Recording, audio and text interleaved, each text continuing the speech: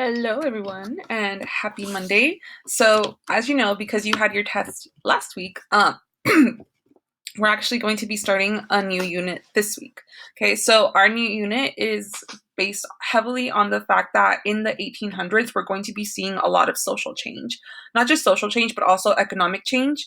But that's going to lead to a lot of social change in terms of like how the northern states and the southern states interact with each other. And not only that, but like you also have things like immigration, you have things like race that like are at the forefront of a lot of these movements and a lot of these changes.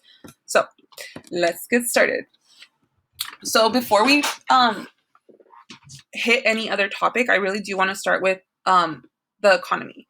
Okay, so we're going to talk about the market revolution that happens in the early 1800s. So we all know that industrialization in England, well, it happened first in England before anywhere else, right? So in the 1700s, like England begins to industrialize and it makes it a massive powerhouse country because like it has access to all this technology and all these resources that other countries don't necessarily have access to. So it kind of gives them an advantage. But eventually industrialization does reach the United States, slowly, but it does. Um, so the thing about industrialization is that it really only reaches northern states, or doesn't necessarily only reach northern states. It's just that northern states embrace industrialization to its fullest capacity.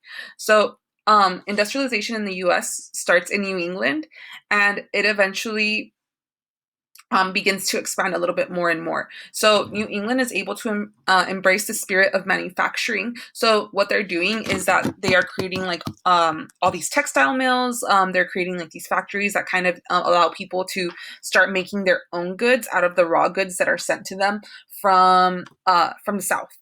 Okay, so you're going to see a rise in job opportunities, and because there's a rise in industry, you're also going to be seeing a rise in immigration. You also have northern farmers that begin to grow cash crops or livestock. So again, like they're kind of providing these food for like their entire region, and because industry doesn't necessarily require a lot of like hard labor, what's going to end up happening is that you're going to see a lot of northern states begin to like slowly abolish slavery. Okay, so one thing that I want to make clear again here is that we're not abolishing slavery in the north out of the goodness of our hearts or because like we feel empathy towards people who are enslaved. It has everything to do with the fact that slavery is just not needed. Okay, so because we don't need slaves, that kind of like leads for like the slow abolition of slavery in the north. Okay. However, in the south, we have a completely different developing economy. Okay, so the south is going to remain agricultural. Okay, so like if we think back to like Thomas Jefferson and like his whole view of like the yeoman farmer, and like basing the economy or like the country's economy off of like a very agrarian society, like all of that is going to stick.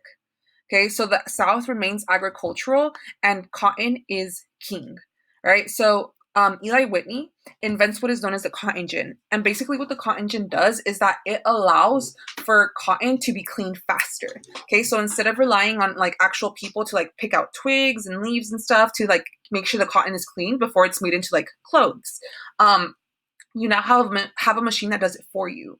And because this machine is able to process that cotton and clean it a lot faster, that means that now there's a higher demand for cotton. And as a result of that higher demand for cotton, it also means a high demand for slaves. So slavery is going to expand massively. Okay, so we're gonna see as we expand towards like into the western states like Louisiana, Mississippi, like they're going to see a massive growth in the amount of slaves that are there.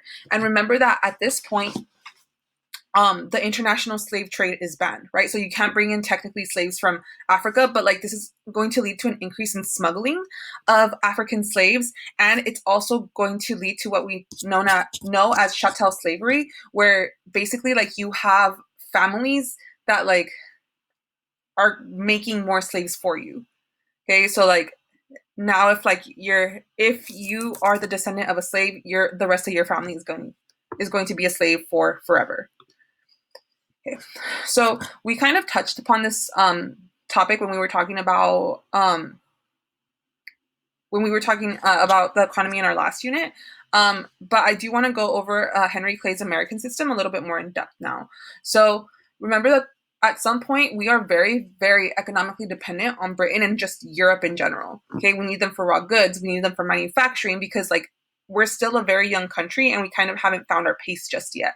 So we also know that like the North and the South are developing very, very differently. So again, the North is industrial, the South agricultural. Okay, so because they're developing so differently socially, economically, politically, this is going to cause a lot of tension on both sides. Okay, because that means that because they have different ways of developing, that means that they also have different needs. Okay, so we can already kind of begin to see that with the fact that like the North is now like abolishing slavery and the South like relies on it very heavily in order for their economy to remain steady. So um in what Henry Clay is trying to do here is he's trying to like prompt the US to kind of like help itself.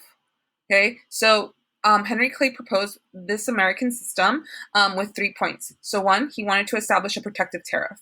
And what that means is that he wanted to tax any goods that were coming from other countries.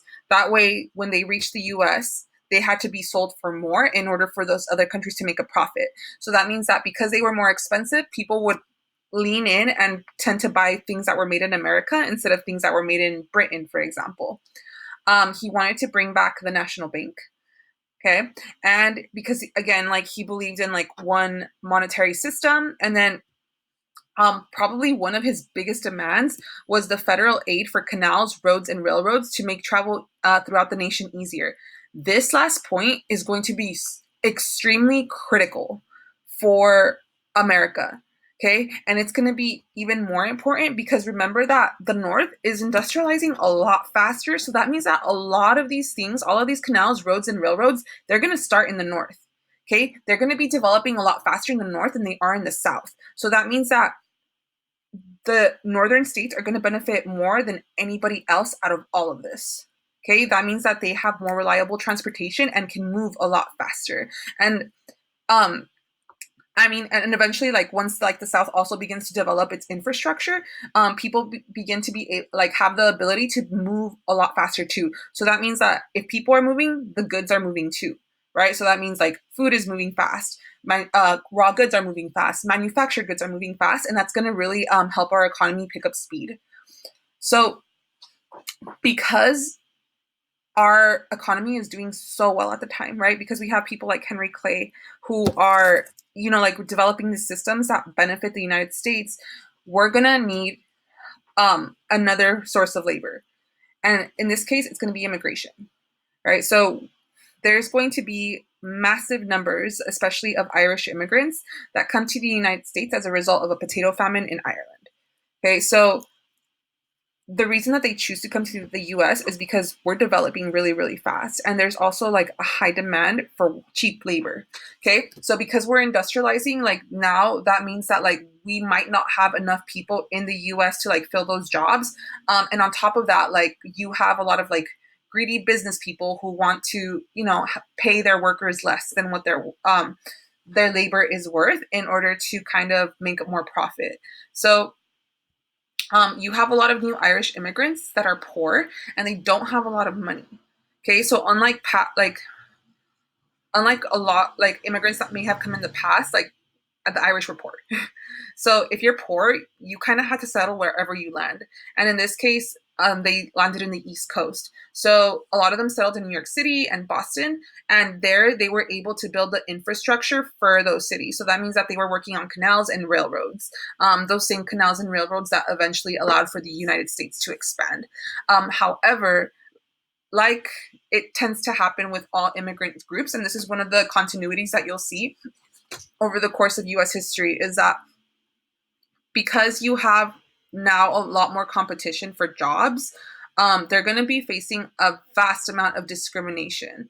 Well, the Irish are, especially because, for one, remember that America is founded by like Puritans, Protestants, and the Irish are Catholic. Okay, so like that's already going to going to kind of put them at a disadvantage. And then on top of that, eventually, like, you have stereotypes that rise about the Irish, like being drunks and violent and like they're cheaters and all this stuff. So that's gonna further kind of like add fuel to the fire. And then the second immigrant group that begins to come in at this time are the Chinese. Okay, so at this time, the Chinese are not a significant immigrant group. They that will come like later in the mid 1800s. But you do have like this small number of Chinese immigrants that are beginning to make their way into the United States, and eventually, like the U.S. is going to realize that they are an asset and try to incentivize them coming into the United States in order to provide that cheap labor that we always crave. So eventually, like a lot of them are going to come and help build the railroads, okay, that are going to expand all the way across the United States. And they're also going to be pretty heavily invested in things like farming, mining, and the domestic service industry. So we'll talk more about the Chinese once we get a little bit further in the unit, just because like right now, like America's still like not fully complete in terms of like how much territory we've gained. So once we get past like the Mexican American War, then you'll be able to see kind of like what happens when immigrants who don't look like Americans make their way into the United States. Okay, so that's it for now. Thank you for watching / listening, and make sure you fill out your Google form so that you can be done.